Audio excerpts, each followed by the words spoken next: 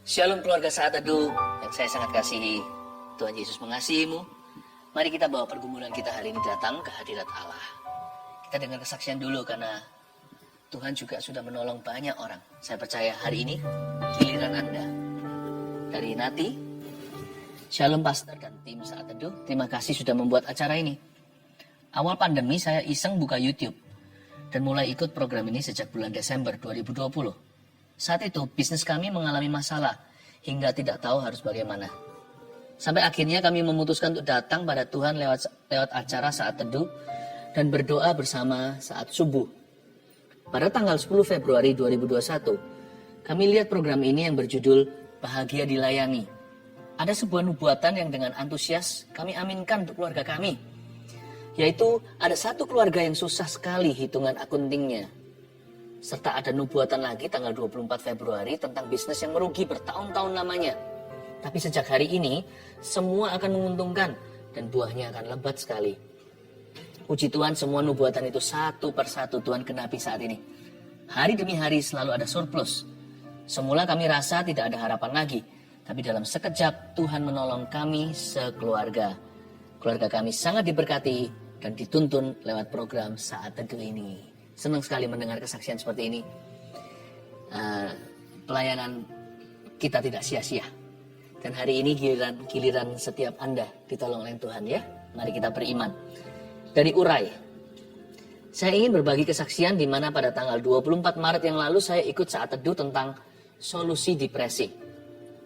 Di akhir ibadah, pastor berkata ada seorang yang bengkak pipinya. Tapi bukan disebabkan sakit gigi. Melainkan karena infeksi air liurnya. Saat itu pipi saya sebelah kiri memang sedang bengkak. Yang awalnya bermula dari sakit gigi. Namun saya tetap imani kesembuhan itu terjadi juga pada saya. Puji Tuhan, keesokan harinya sakit gigi saya hilang dan bengkak di pipi saya semakin kempis dan membaik. Hingga hari ini pipi saya tidak bengkak lagi. Puji Tuhan. Fungsi nubuatan adalah membangun iman. Dan kadang-kadang tanpa disengaja, iman yang lainnya yang tidak dinubuatkan turut dibangun olehnya. Karena kalau Roh Kudus bekerja, pedang itu bermata dua. Percayalah hari ini, kalau Anda dengar firman Tuhan, that's for you. Itu untuk Anda, bukan kebetulan lewat. Yes, itu untuk kehidupanmu. Cindy Purnomo. Sudah setahun ini saya aktif mengikuti Saat Teduh dan ibadah di Gereja Mawar Sharon. Beberapa minggu ini saya mohon bantuan doa untuk papa dan anak saya. Puji Tuhan sudah dijawab. Papa saya yang merupakan penganut agama lain dan guru musik di rumah ibadah di Semarang, dijamah Tuhan tanggal 17 Maret 2021 saat sedang kritis di ICU. Dia bertemu Tuhan Yesus secara pribadi. Dan setelah sadar kembali, dia cerita bahwa dia berjalan sendiri di bebatuan yang tidak rata, sepi, terjal, serta gelap. Sehingga dia menangis ketakutan. Tetapi di kejauhan dia melihat ada satu sosok dengan huruf besar di sini. Satu sosok berjubah putih dan berjanggut panjang seperti sedang berdoa. Dan bersinar terang. Kami berkata kepada Papa bahwa itu adalah Tuhan Yesus yang sedang menunggu Papa datang pada Tuhan. Papa pun menangis. Dan siang itu juga mau dibaptis. Serta menyatakan menerima Tuhan Yesus. Lalu untuk anak sulung saya yang bekerja di Jakarta, seharusnya tanggal 20 Maret kemarin kontraknya berakhir. Tapi puji Tuhan, kontraknya tidak hanya diperpanjang, tapi diangkat menjadi karyawan tetap. Praise the Lord. Haleluya. Maka itu mari kita bawa pergumulan kita pada Tuhan. Karena Tuhan kita itu bukan hanya Maha Kuasa. Dia bersedia menolong Anda dan saya. Yang penting waktu kita menyembah, lupakan masalah. Fokus ke Yesus. Ketika mata kita tertuju pada Tuhan, sesuatu akan terjadi dalam hidup ini. Mari kita sujud menyembah. Sujud di altarnya, ku bawa hidupku, ku terima anugerahnya, Dia ampuniku dan bebaskanku. Jauh dari hidupku.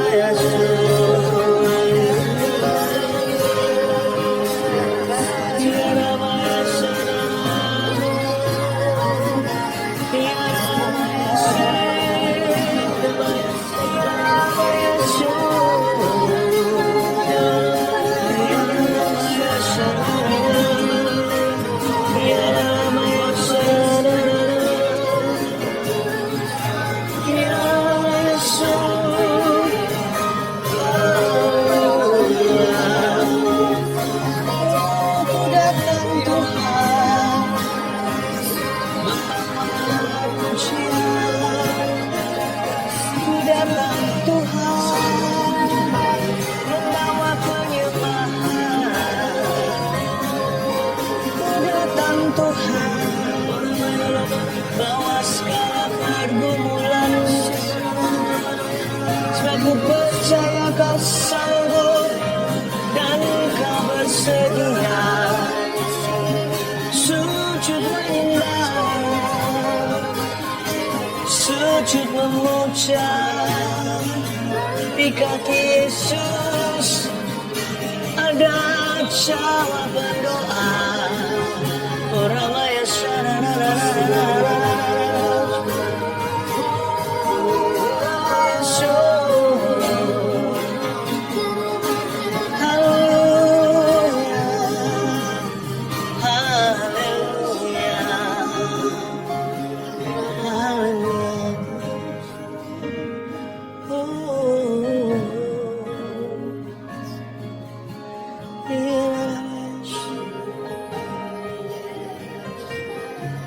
sungguh asal kita mau sujud menyembah di kakinya, Tuhan tuh gak jauh kok. Selama hati kita tulus sama Dia, rendah hati saja, kita bisa minta. Semudah hanya minta. Tuhan itu hatinya lembut sekali. Dia akan menjamamu. Apapun pergumulan dan persoalan hidupmu, percayalah, Tuhan sudah menunggu. Mujizat tidak perlu dinanti, Tuhan sudah tunggu dari tadi. Tuhan yang ingin memberikan kepadamu lebih daripada dirimu dan diriku ingin menerima sesuatu. Mari kita sujud ke hadapannya. Mari kita bawa hidup kita. Kalau Anda mau berlutut juga silakan di rumah atau di mana Anda berada asal memungkinkan. Just come to the Lord. He is great. Dia besar. Tidak ada yang mustahil bagi Dia. Sujud di altarnya, ku bawa hidupku,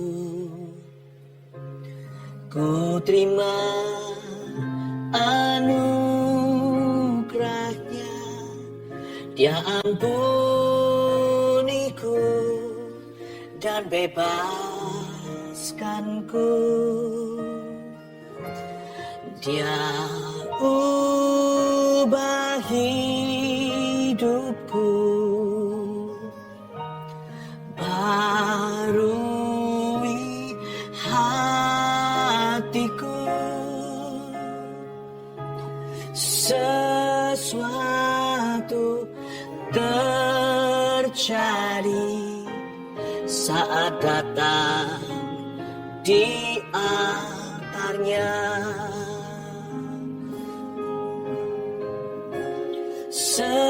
Sesuatu terjadi, sesuatu terjadi, sesuatu terjadi. Mujizat pun terjadi saat datang di altarnya. Berfirmanlah dan firman-Mu itu menghidupkan. Firman-Mu melepaskan, firman-Mu menyembuhkan. Sembunyikan hamba-Mu di balik salib-Mu yang kosong itu. Tuhan sudah bangkit. Tuhan nyatakan kemuliaan-Mu. Banyak sekali jemaat yang menunggu. Dalam nama Yesus, haleluya. Amin. Shalom semua sekali lagi. Kita berakhir pekan. Jangan lupa besok untuk ibadah onsite bagi yang sudah siap.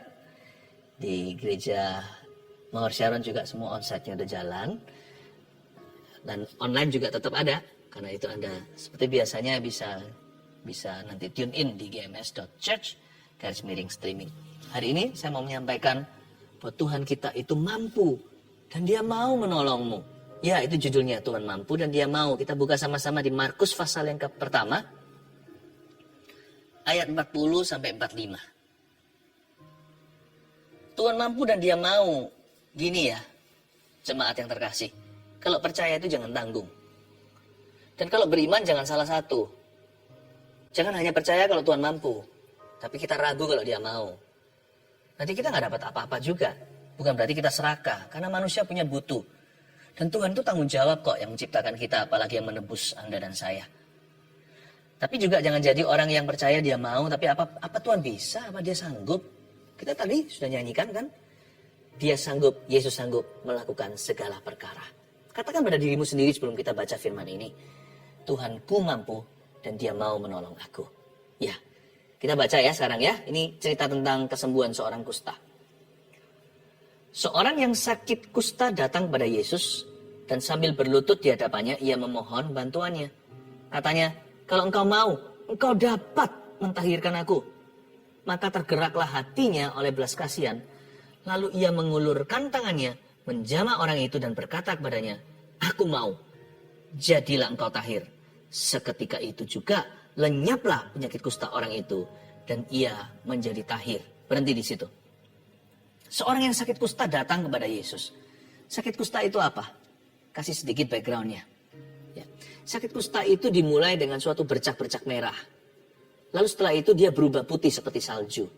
Kemudian bukannya warnanya bagus, merah lalu putih. Tetapi perlahan-lahan satu persatu daripada anggota tubuhnya mulai lepas. Biasanya dimulai dengan jarinya. Lalu kemudian rambutnya pun mulai rontok. Termasuk alisnya. Gigi juga mulai berjatuhan karena gusi di dalam mulutnya mulai membusuk. Ini adalah sebuah penyakit yang tidak bisa sembuh. Saya ulangi, tidak bisa sembuh. Jadi orang yang kena sakit kusta, di zaman Yesus apalagi, mereka dikarantina seumur hidupnya. Bayangkan, melebihi corona, sekali kena kusta, orang itu diasingkan sampai mati. Dan kalau dia harus berada di tengah-tengah masyarakat, entah harus kemana gitu ceritanya, harus ada 6 meter social distancing. Jadi social distancingnya itu 6 meter. Bukan 1-2 meter. 6 meter dari segala sisi. Kiri, kanan, depan, belakang. Kasihan orang begini ini kesepian. Bisa-bisa dia matinya didahului oleh stres dulu. Bukan karena kustanya. Kusta memang membunuh. Tetapi orang ini pasti akan depresi. Seorang yang sakit kusta ini datang kepada Yesus. Kata datang kepada Yesus. Waktu saya baca lagi dan lagi, saya ulang-ulang lagi setiap kitab Injil.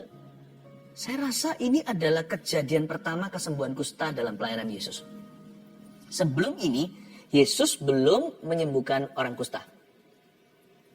Karena ini terjadinya kan di permulaan ministry atau pelayanannya. Dan Tuhan Yesus belum pernah sembuhkan orang kusta sama sekali. Tapi orang ini datang kepada Yesus. Itulah sebabnya berimanlah.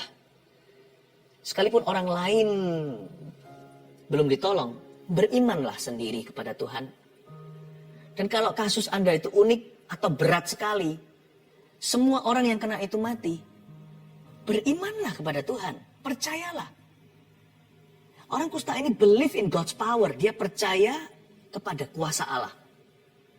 Dan dia tahu Yesus itu siapa. Dan dia beranikan diri sekalipun belum ada desas-desus kanan kiri orang kusta yang disembuhkan sebelumnya. Gak pernah terdengar sejak zaman-zaman dulu-dulu sono-sononya. Orang kusta pernah sembuh itu gak pernah terjadi. Bisa jadi itu pertama kali di perjanjian baru. Ya. Dan orang ini beranikan diri datang ke Yesus minta sesuatu yang impossible. Dia memohon sesuatu yang mustahil. Heal me. Sembuhkan aku. Jadikan aku kasus pertamamu. Orang yang begini disembuhkan oleh Yesus. Tapi dia datangnya bukan dengan iman besar. Kalau Anda baca sekali lagi, orang kusta itu datang pada Yesus sambil berlutut di hadapannya. Ia memohon bantuannya. Sambil berlutut ini bukan karena orang ini pandai menyembah. Saya yakin dia baru kenal Tuhan. Sambil berlutut menunjukkan the level of desperation. Orang ini dalam titik putus asa. Dia betul-betul desperado. Sampai berlutut mencium tanah. Sakit loh orang kusta untuk bisa menggerakkan tubuhnya. Berlutut apalagi. Tapi dia desperate sekali, Tuhan, aku mohon bantuan. Dia bahkan gak berani minta kesembuhan, dia berkata mohon bantuan. Dia minta belas kasihan, karena orang ini sudah hancur jiwanya. Dia sudah lebih rendah dari pengemis di jalanan, atau pemulung di bawah jembatan. Dia merasa semua orang benci sama dia. Kusta itu seperti zombie di zaman Yesus. Orang yang kena kusta itu sudah dianggap mati. sudah dianggap mayat hidup.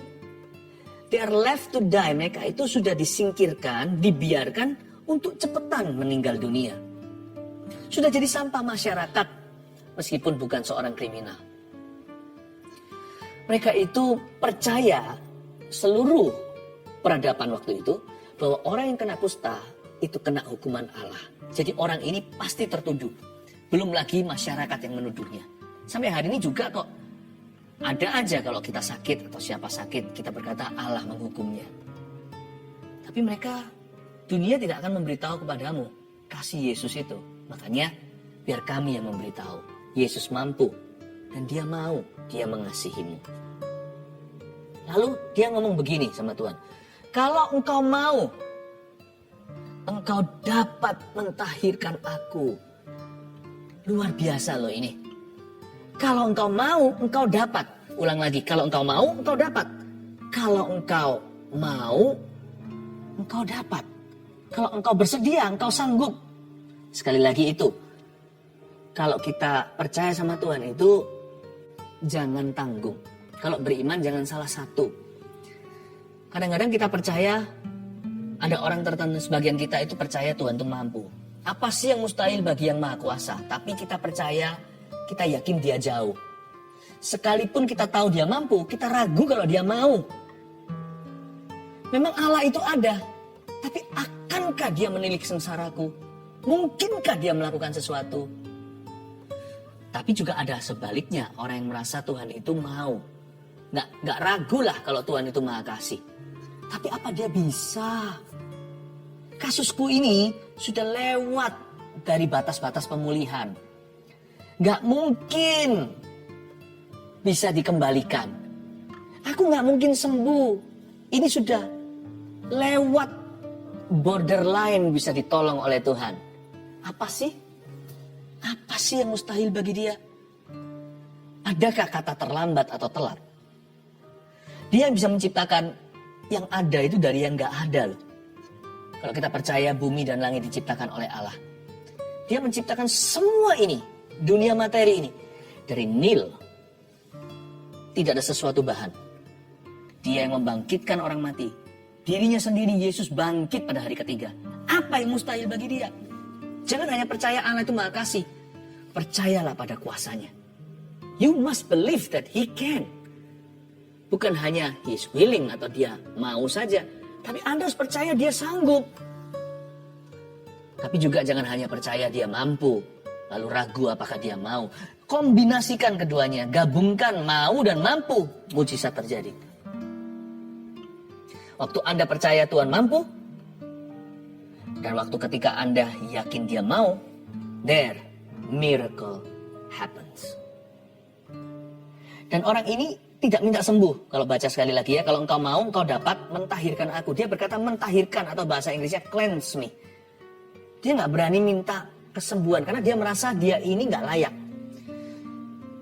Karena dia termakan dengan pikiran banyak orang bahwa orang kena kusta itu dihukum secara pribadi oleh Allah. Diizinkan sisa hidupnya jadi zombie. Karena itu dia berkata, please make me clean. Yang dia minta itu pengampunan dosa. Orang ini luar biasa sebenarnya. Dia berkata, forgive me. Apa yang membuat aku hari ini sakit begini itu kalau ada dosa di dalam diriku. Atau pada keluargaku. Tuhan, ampuni aku ya. Kalau engkau mau, engkau dapat mengampuni aku. Engkau dapat menyucikan aku. Engkau dapat mengubah aku. Baru setelah itu, engkau dapat menyembuhkan aku. Dia nggak minta kesembuhan. Dia minta pentahiran, dia minta cleansing. Karena dia merasa dirinya sedang memikul hukuman Allah. Ayat 41, maka tergeraklah hati Yesus oleh belas kasihan. Ini bukan reaksi yang normal. Normalnya respon orang melihat orang kusta, sebaik apapun orang yang melihatnya. Bahkan keluarga sendiri pun biasanya yang muncul adalah perasaan jijik. Tapi Yesus yang muncul perasaan belas kasihan. Memang Tuhan Yesus itu beda. Dibanding orang yang paling baik di dunia ini, yang paling kandung sama kita. Bahkan kalau dibanding dengan ibu kandung kita sekalipun, kasih ibu pun tidak bisa menandingi kasih Tuhan. Bayangkan orang yang paling mulia, orang yang paling berkorban, pahlawan iman, siapapun juga dibanding Tuhan itu pucat kasihnya. Keluarga lihat dia aja, jijik. Minimal, kalau nggak benci, tetap mereka merasa disgusted, mereka merasa risih. Coba bayangkan Anda melihat di depan Anda orang yang hidungnya copot, lihat bolongnya di dalam sana. Sekalipun itu adalah anggota keluargamu, Anda pasti berkata, ih. Apalagi kalau ada slime atau ada lengket-lengketnya. Tapi Tuhan Yesus sama sekali nggak ada feeling itu. Yang muncul hanyalah welas kasih. Yang muncul hanyalah masyigu. Yang muncul adalah belas kasihan. Memang Tuhan itu responnya beda ya. Seringkali kita salah paham sama dia. Kita kira Tuhan pasti jijik sama aku. Tuhan pasti benci aku. Tuhan pasti marah. Dia murka. Ternyata enggak. 1001 tebakan manusia selalu luput tentang Tuhan. Makanya itu harus kembali ke firman. Justru ketika kita kira Tuhan marah, malah Tuhan itu menangis melihat kita. Justru ketika kita merasa Tuhan itu pasti akan benci, waktu dia lihat kita, dia langsung peluk kita. Tuhan kita itu memang responnya beda. Makanya orang yang datang pada Yesus tidak akan dikecewakan. Orang yang datang pada Tuhan tidak pernah sia-sia. Yesus itu beda sekali dengan semua manusia. Lalu setelah dia tergerak oleh belas kasihan, apa yang Tuhan Yesus lakukan? Lalu ia mengulurkan tangannya menjamah orang itu. Oh no. Tidak boleh kontak. Orang kusta melebihi corona. Kalau kusta itu sudah pasti tertular 100%, nggak peduli antibodi orang itu. Karena kusta itu jahanam. Dan Tuhan ulurkan tangannya. Jamah orang itu. Tuhan nggak perlu pakai sarung tangan. Tuhan nggak perlu pakai pelindung wajah. Tuhan jamah. Karena Yesus memang beda sama manusia. Kalau manusia perlu melindungi diri, Tuhan tidak perlu melindungi dirinya. Dia itulah perlindungan. Justru siapa yang menjamah dia dilindungi. Siapa yang menjamah dia disembuhkan. Dialah sumber kehidupan. Dan Tuhan jamah dia. Harusnya Tuhan Yesus bisa aja ngomong doang. Atau hanya bisa aja ucapkan suatu kata saja. Be healed. Berkali-kali kan dalam kasus-kasus kesembuhan yang Yesus lakukan. Yesus berkata satu patah kata. Lalu setan itu pergi. Yesus hanya berkata, bangkitlah, talita kum. Maka anak yang mati itu tiba-tiba kembali ada nyawa di dalam tubuhnya. Tidak sanggupkah Tuhan Yesus hanya mengucapkan sesuatu? Tapi kenapa Tuhan melakukan berlebihan? Menjamah orang itu. Karena yang Tuhan mau sembuhkan bukan hanya kustanya. Orang ini haus kasih. Lama tidak dijamah. Kalau dia sudah menikah, istrinya pun sudah meninggalkan dia. Kalau dia punya anak, anaknya pun malu mengakui dia sebagai papanya. Tuhan jamah. Ketika kita berbeban berat, tertindih di bawah. He touch me. Dia jamah aku. Dia nggak disgusted, tidak jijik, tidak risih, tidak ngeri, dan tidak takut tertular. Malah justru karena Tuhan Yesus itulah kesembuhan. He is Jehovah Rapha. Barang siapa menjamah ujung jubahnya, akan sembuh pendarahannya. Yesus itu baik ya. Saya baca gini aja, hatinya terharu. Ia mengulurkan tangannya dan menjamah orang itu. Ya. Lalu Yesus berkata seperti ini, aku mau. Setelah dia jamah, dia berkata, aku mau, jadilah engkau tahir. Ayat 4. 42. Seketika itu juga lenyaplah penyakit kusta orang itu dan ia menjadi tahir. Langsung dia disembuhkan. Nah, ada ayat di sini menunjukkan mujizat instan. Ayat 42 berkata, seketika itu juga lenyaplah penyakit kusta orang itu. Berarti langsung sembuh. Kalau ini penyakit kusta, berarti kesembuhan yang diterima orang ini bukanlah mujizat kesembuhan belaka, tapi mujizat penciptaan. Kok bisa? Bagian-bagian yang sudah kena kusta itu sembuh, iya, itu kesembuhan. Tapi jangan lupa, bahkan di Injil Lukas cerita yang sama, Lukas menaruhnya begini sebagai seorang tabib nih. Lukas itu kan dokter.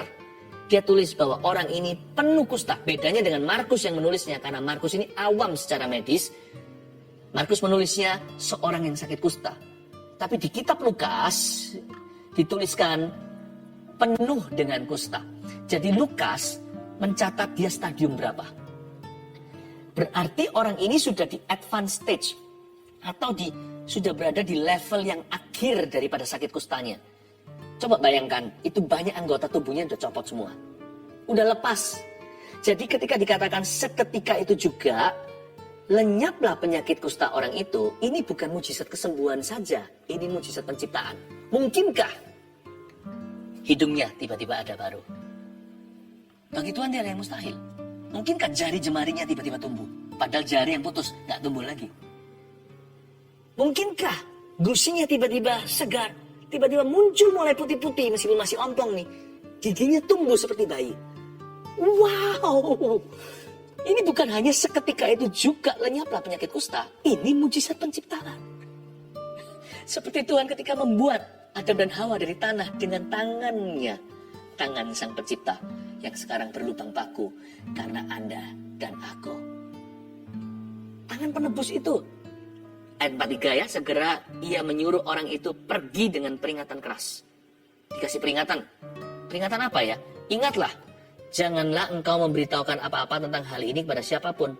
Tetapi pergilah, perlihatkanlah dirimu kepada imam dan persembahkanlah untuk pentahiranmu persembahan yang diperintahkan oleh Musa sebagai bukti bagi mereka. Ini bukan Yesus menentang kesaksian, bukan. Tapi Yesus memberitahu kepada orang kusta ini adalah karunia khusus untuk kamu. Kamu gak usah cerita-cerita dulu, nanti tunggu waktu. Jadi Tuhan Yesus memberi dia peringatan keras, jangan kau memberitahukan siapa-siapa tentang hal ini. Apa yang telah kamu terima hari ini. Kecuali pergilah, memberikan persembahanmu untuk pentahiran itu yang diperintahkan oleh Musa kepada imam yang terdekat. Tuhan bukannya melarang dia untuk menceritakan perbuatan ajaib Tuhan, bukan. Tapi Tuhan suruh dia tenang dulu, calm down, tenang dulu. Ini seperti gini ya, suatu hari saya pernah, waktu itu pelayanan di luar negeri, di mana lalu saya masuk ke sebuah restoran. Dan karena dingin waktu itu, saya dan istri saya minta teh. Karena kami adalah orang Asia, saya minta Chinese tea. Tapi restoran itu nggak punya itu. Di negara barat nih ceritanya, waktu saya setelah pelayanan, setelah khotbah. Lalu setelah itu, pemilik restoran itu orang Asia juga. Tapi semua yang makan orang barat. Ya, orang lokal maksudnya. Lalu saya berkata sama dia, don't you have Chinese tea? Nggak punya Chinese tea. Saya ngomong bahasa Chinese sama dia. Wah, dia senang. Dia bilang, gini ya, saya kasih you Chinese tea kami secara pribadi. Ini favorit kami. Tapi please jangan bilang customer yang lain. Jangan bilang sama pelanggan. Karena memang ini tidak ada di menu. Lalu dikeluarkan. Dia mulai kasih air panas. Dan saya dan istri saya minum hangat-hangat. Betapa jahatnya saya kalau saya berdiri di atas kursi dan berikan pengumuman. Mereka punya Chinese tea. Enak sekali. Ini juga sama. Yesus berkata, kamu resapi dulu kasihku.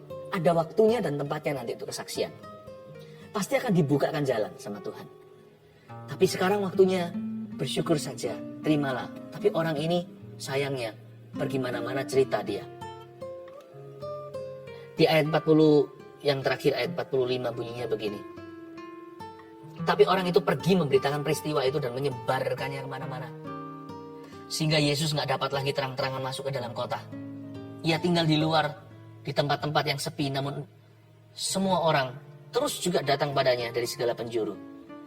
Ya, karena terlalu dini, Yesus belum memberikan pengajaran, firman belum dibagikan, dianggap Santa Claus berjalan, bagi-bagi kesembuhan. Orang jadi motivasi sama Yesus. Orang gak ngerti dulu dia siapa. Sehingga si kusta yang disembuhkan ini membuat suatu langkah yang salah kaprah. Dia merugikan Yesus. Karena Tuhan Yesus gak suka dilihat sebagai Santa Claus kesembuhan. Tuhan mau jadi Tuhan dan Juru Selamat kita dulu. Dan Tuhan juga mau jadi Tuhan dan Juru Selamat kita kemudian setelah kita disembuhkan. Tapi orang ini gegabah. Di sini hati-hati ya, saudaraku. Jangan kita sok tahu. Sama Tuhan itu jangan sok pahlawan. Banyak kita itu selalu berkata gini loh kalau Tuhan berikan peringatan. But God, I have a better plan. Tapi Tuhan, aku punya rencana yang lebih baik daripada rencanamu. Menurut aku, ini lebih bagus. Ini kesempatan dalam kesempitan. Ini kesempatan emas. Jangan begitu. Jangan menasihati Tuhan. Kalau Tuhan bilang jangan, ya jangan. Kalau Tuhan bilang jalan, ya jalan. Tapi orang ini bertindak seolah-olah dia lebih pintar dari Tuhan. Ternyata yang kusta, after all, bukanlah badannya. Ternyata adalah hatinya. Orang ini masih ada kesombongan di dalam diri atau di dalam jiwanya. I have a better plan than yours. Aku punya rencana yang lebih baik. Sayang ya, sayang sekali Tuhan Yesus. Jadi akhirnya tidak bisa melayani setiap orang itu hatinya dulu. Tetapi gak apa-apa, hari ini di saat teduh, bukankah saya sampaikan dulu firman tentang siapa Yesus sebelum apa yang dia bisa atau sanggup lakukan bagi Anda dan saya. Saya harap Anda menerima Tuhan. Kalau Anda belum pernah menerima Yesus sungguh-sungguh, sekaranglah waktunya, jangan tunda. Namun kita juga akan berdoa nanti untuk setiap orang yang sakit. Saya kok terbeban ya? Di saat teduh hari ini, saya sangat terbeban sekali untuk mendoakan orang-orang kanker. Penderita kanker, khususnya yang stadium berat. Let's pray ya. Kalau kita sujud di altar Tuhan, saya yakin Tuhan dengar. Dan juga jangan lupa loh, kalau Tuhan mau dia sanggup. Saya tidak ragu, kalau dia jamah dirimu, sesuatu akan terjadi. Bahkan orang kusta pun disembuhkan oleh Tuhan. Penyakit yang incurable, yang tidak mungkin bisa pulih, itu mudah bagi dia. Kalau Anda tanya kepada saya, apakah semua orang yang saya doakan atau yang kita doakan selalu sembuh? Tidak tentu. Saya nggak tahu kenapa ada orang-orang tertentu yang tidak sembuh sekalipun sudah didoakan. I don't know. Tapi saya tidak punya keraguan sama sekali. Kalau Tuhan mau, apapun penyakitnya pasti akan sembuh. Hari ini remanya begini. Jangan hanya percaya dia mampu. Mari kita percaya dia mau. Memang kita nggak bisa menuntut Tuhan sih. Kalau Tuhan tidak sembuhkan saya pasti akan kecewa. Nggak bisa begitu sama Tuhan. Tuhan tidak bisa ditodong apa-apa. Karena kita ini berhutang, bukan sebaliknya. Tuhan itu tidak berhutang sama manusia. Kita hanya bisa percaya. Kita hanya bisa beriman. Boleh nggak kita klaim janji Tuhan? Klaimlah sekeras-kerasnya. Tuhan mampu dan dia mau. Jangan ragu. Serahkan hasil akhirnya kepada Tuhan Yesus Kristus. Asal kita beriman sama Tuhan. Beriman itu bukan menuntut. Sekalipun ada orang-orang yang belum disembuhkan. Tapi saya tidak menyangkali juga. Telah terbukti berkali-kali. Karena kita exercise atau praktekkan iman kita. Kita klaim janji Tuhan. Karena kita yakin Tuhan mampu dan Tuhan mau. Banyak mujizat terjadi yang seharusnya tidak terjadi. Karena kita melawan arus pesimisme. Hati yang tidak percaya. Karena kita melawan segala arus kebimbangan di hati manusia. Waktu kita praktekkan iman kita. Berapa banyak kasus kesembuhan atau mujizat yang terjadi. Bahkan mujizat penciptaan, terobosan yang tidak mungkin akan terjadi dalam kehidupan seseorang. Itu diberikan karena kita beriman. Itulah yang menjadi kekuatan saya. Untuk terus berdoa bagi orang sakit. Untuk terus berdoa bagi orang-orang yang membutuhkan sebuah mujizat dalam hidupnya. Untuk terus berdoa bagi orang yang membutuhkan pertolongan, bantuan, dan terobosan. For I believe in miracles. Because I believe in God. Saya percaya mujizat masih terjadi. Karena saya percaya kepada Tuhan. Catat 3 hal ini. Mari kita klaim ini. Hari ini. Jangan ragu sama sekali. Jangan biarkan semua kejadian di sekeliling Anda itu membuat Anda bimbang. Atau apa kata orang. Atau siapa belum sembuh. Let's just believe kita lawan arus, oke? Khususnya para penderita kanker. Tuhan mampu dan Tuhan mau. Nomor 1, saya kasih 3 poin ini untuk Anda catat. Tuhan mau menyembuhkan penyakitmu. Catat itu rema kita. Di saat teduh kali ini. Tuhan mau menyembuhkan penyakit saya. Tuhan mau sembuhkan sakitku. 2, Tuhan mau memulihkan hidupmu. Katakan pada diri sendiri. Tuhan mau, lebih dari mau. Dia mampu, lebih dari mampu untuk memulihkan hidup saya hari ini. 3, Tuhan mau menciptakan sesuatu yang baru. Mujizat penciptaan, ingat tadi. Bukan hanya kesembuhan dan kelepasan. Tuhan mau menciptakan sesuatu yang baru. Katakan pada dirimu, Tuhan mau menciptakan sesuatu yang baru untukku. Tuhan menciptakan yang ada dari yang tidak ada sama sekali. Sekalipun aku tidak bermodal apa-apa, asal aku bermodal iman. Aku lawan arus. Kalau orang lain belum dapat jawaban doanya, tidak akan melemahkan hatiku. Biarkan diriku menjadi kasus pertama. Seperti orang kusta ini yang pertama kali sembuh di perjanjian baru. Itu pasti melompat para imam ketika melihat dia. Mereka hafal ini si kusta. Karena orang kusta langsung dikasih label di masyarakat. Ketika dia datang memberikan persembahannya, aku sembuh. Semua terperanjat. Jadikan kasusmu menjadi kasus yang membuat dunia tercengang. Karena kalau Tuhan bekerja, mujizatnya tidak bisa disangkali. Apapun yang Tuhan lakukan, pasti akan terbukti. Dan Tuhan mau menciptakan sesuatu yang baru. He wants to create something new. Katakan pada dirimu, Tuhan mau menciptakan sesuatu yang baru untuk saya. Apa yang ada dari yang tidak ada. Believe with me. Only believe. Saya ajak kita percaya, karena sebentar lagi kita akan praktekkan iman sama-sama. Memindahkan gunung, termasuk kanker itu dicampakkan ke dalam lautan selama-lamanya. Maukah Anda percaya bersama dengan saya? Kalau dia jamah, tidak ragu. Sesuatu pasti terjadi atasmu. Haleluya. Haleluya. Yesus jamah. Ku jadi Uramaya sanararamaya siyanararamaya su Yararamaya sanararamaya sandirararamu. Jangan dilepas tangan itu. Shikararamaya. Saya akan minta Roh Kudus mengalir di tubuhmu, mengalir di badan itu. Uramaya sanararamaya siyanararamaya su Yararamaya sanararamaya sandirararamu.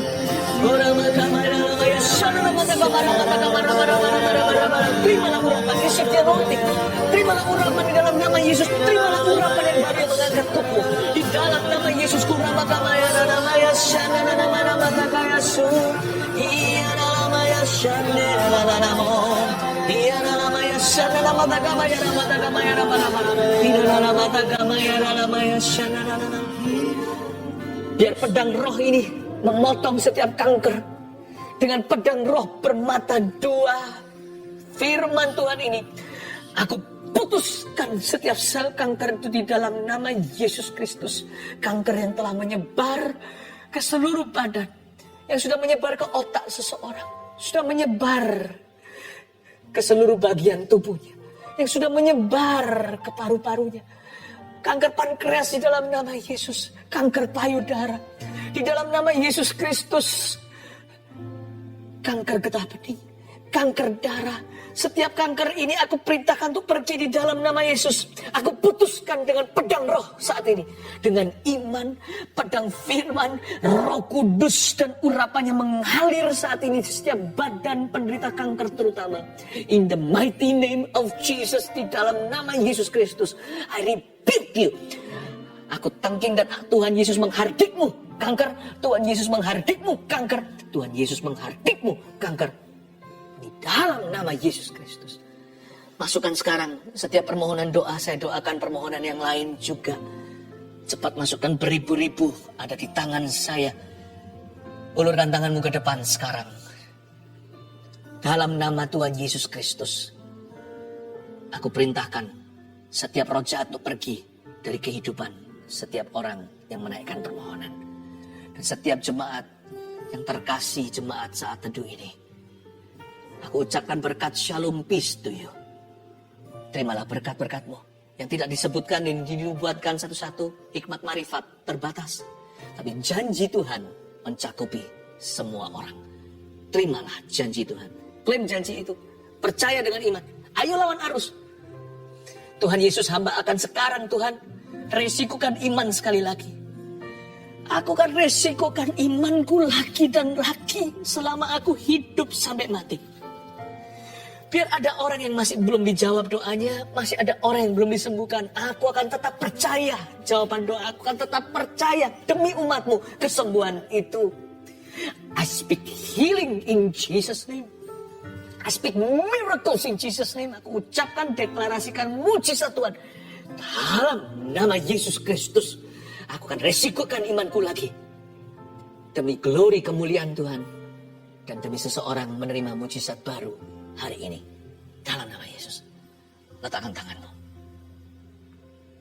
Ada satu orang ibu yang baru stadium awal. Baru didiagnosa dan Anda menangis terus. Tuhan lihat air matamu.